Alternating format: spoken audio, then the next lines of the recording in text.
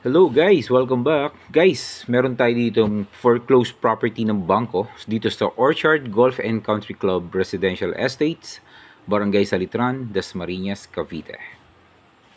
Okay, ikot muna natin yung camera para makita nyo po yung paligid nitong ating binibenta. Okay, ayan po. So papansin nyo, medyo wala pang mga kapitbahay, ano?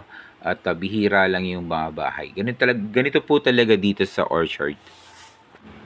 Lot area po niya, 427 square meters at 20,140.51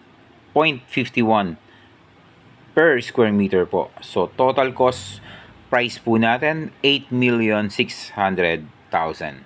So, ayan po siya. So, papakita natin to.